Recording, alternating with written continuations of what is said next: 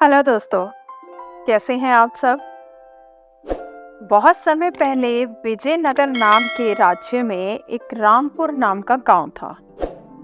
उस गांव में एक बहुत सुंदर शिव मंदिर था। मंदिर के पुजारी का नाम रामेश्वर था, पर वह बहुत आलसी था। उसके साथ ही वह हमेशा भगवान भरोसे रहता था और सबको भगवान के भरोसे रहने को कहता था। वह कहता कि मैं भगवान शिव का बहुत बड़ा भगत हूँ। मैंने भगवान की जीवन भर बहुत पूजा की है, इसलिए मैं कोई भी चिंता नहीं लेता हूँ, क्योंकि मुझे अपने भगवान पर पूरा भरोसा है। वह मुझे किसी भी परेशानी से निकाल लेंगे।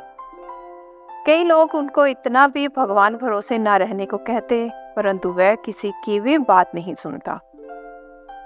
एक समय की बात है, रामपुर में एक बहुत बड़ी मुसीबत आ गई। दरअसल ऐसा हुआ कि रामपुर में एक बहुत बड़ा बांध था। उस बांध की दीवार बहुत कमजोर हो गई। बांध की दीवार कमजोर होने के कारण नदी का पानी उससे बाहर निकल रहा था। इस परेशानी का समाधान निकालने के लिए गांव के सरपंच ने एक सभा बुलाई। उस सभा में मंदिर का पुजारी रामेश्वर भी था। सरपंच ने कहा कि बांध की दीवार अब बहुत कमजोर हो गई है और उसमें से पानी निकल रहा है, तो हमें इसका कोई ना कोई समाधान निकालना ही होगा। सभा में से किसी ने इसके बारे में जिलाधिकारी को बताने को कहा, जिससे वह इसका कोई समाधान दे सके। सरपंच को ये बात पसंद आई और सरपंच और गांव के 2-3 लोग जिलाधिकारी से इस बारे में बात करने के लिए गए। जिलाधिकारी को पूरी बात बताई। तब जिलाधिकारी और कई और बड़े अफसरों ने बांध की जांच की। जांच के बाद जिलाधिकारी ने सरपंच से कहा, इस बांध की दीवार अब बहुत कमजोर हो गई है। इसकी वजह से अब नदी का पानी कभी भी गांव में आ सकता है और इसके कारण आपका गांव डूब जाएगा। इसलिए जितनी जल्दी हो सके उतनी जल्दी अब गांव वालों को गांव खाली करने के लिए कहें। सरपंच ने ठीक ऐसा ही किया। उसने किसी के द्वारा ये सारी बात गांव वालों तक पहुंचाई। सारे गांव वाले ये बात सुनकर घबरा गए। सारे गांव वाले अपना अपना कीमती सामान लेकर गांव छोड़कर जाने लगे। परंतु इस बीच रामेश्वर शिव मंदिर के आंगन में बैठा था। वहां जाते हुए लोगों ने उसे गांव छोड़ने के लिए कहा, परंतु रामेश्वर ने उनसे कहा कि मुझे कुछ नहीं होगा, मुझे अपने भगवान पर पूरा भरोसा है। मैं समस्या से भागने वालों में से नहीं हूँ। और ऐसे ही वह बैठा रहा। गांव में धीरे धीरे नदी का पानी घुस रहा था। कुछ समय बाद अब पानी पुजारी के पैरों को छू रहा था। तब भी वह भागने का सोच भी नहीं रहा था। उस समय एक घुड़सवार जा रहा था। उसने पुजारी को अपने घोड़े पर बैठने को कहा। उसने कहा, आप जल्दी से जल्दी मेरे घोड़े पर बैठ जाओ, क्योंकि जल्द ही गांव डूबने वाला है। परंतु रामेश्वर ने उस घुड़सवार की भी बात न मानी और वह वहीं बैठा रहा। 5-6 घंटे के बाद अब पूरा गांव डूब चुका था, क्योंकि नदी का सारा पानी अब गांव में आ गया था।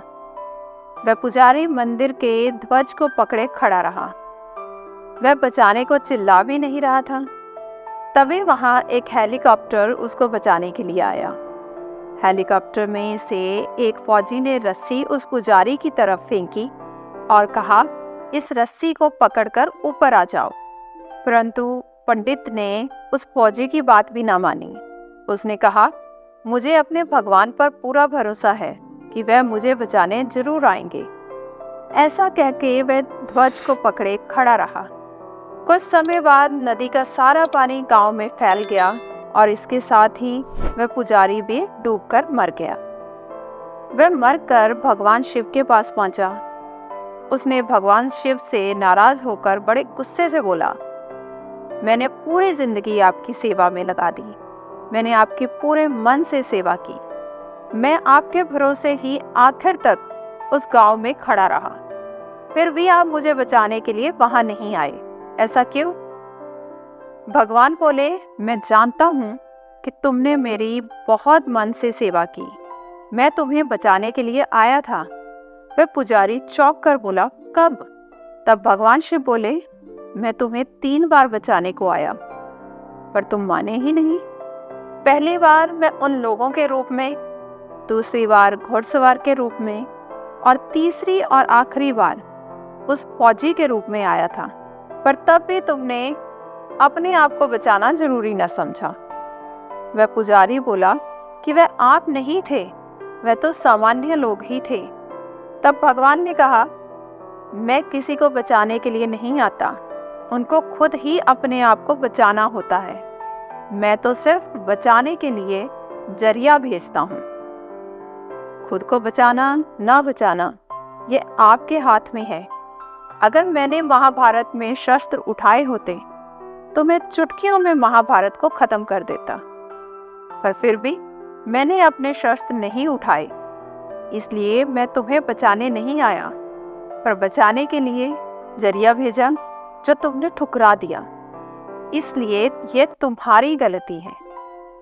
तो दोस्तों, इस कहानी से यही सीख मिलती है, भगवान पर विश्वास रखना बहुत अच्छी बात है, पर भगवान के भरोसे बैठे रहना बहुत घातक है।